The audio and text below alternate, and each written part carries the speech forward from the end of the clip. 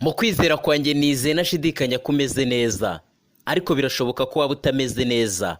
Komera, Imana yo mu ijuru irakuzi kandi iragukunda. Shikama kandi usenge kandi uhumure. Aho uri ni kuri Shukuru TV Official.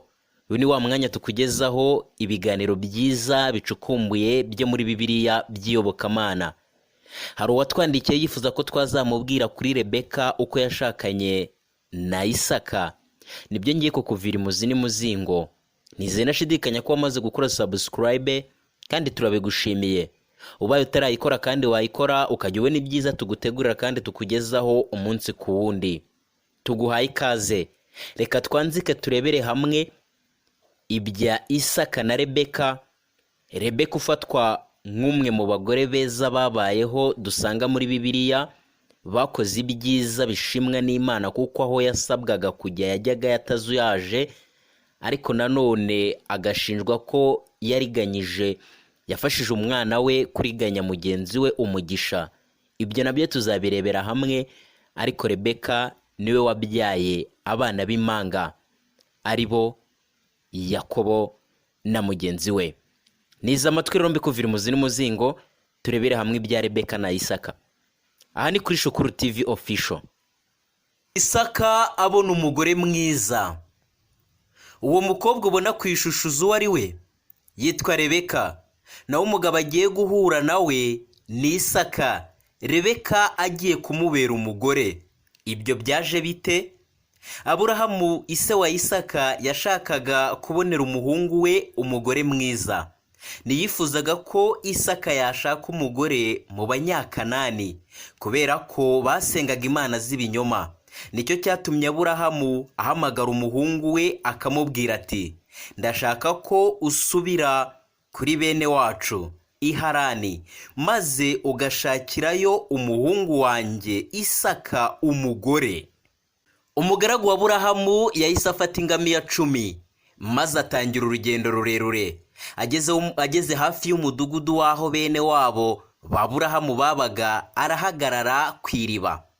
Hari ku gicamunsi, igihe abagore bo muri uwo mudugudu bazaga kuvoma amazi kuri iryo riba, nuko umugaragu wa Aburahamu asenga Imana ati, umukobwa uza kuma amazi akanuhira ingamiya zanjye aba ari we watoranyirije kugira ngo abe umugore wa Isaka.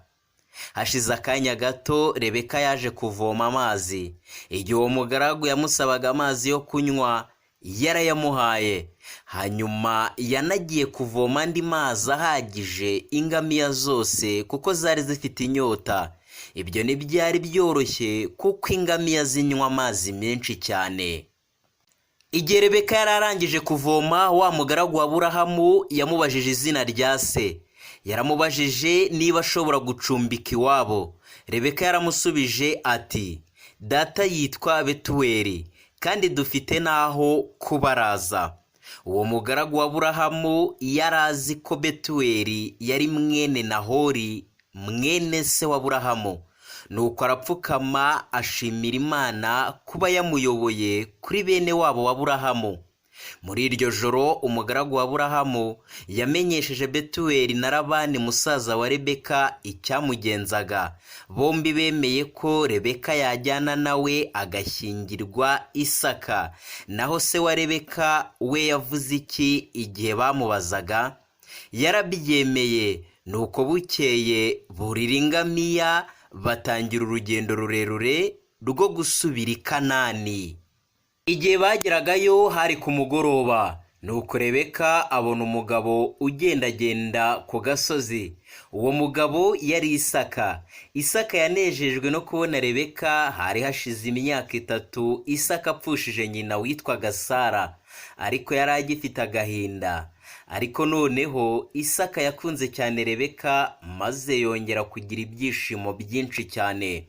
Ibi wabisanga mu gitabo cy'Itangiriro uhereye ibice 24 uhereye ku murongo wa mbere ukageza ku murongo wa 67.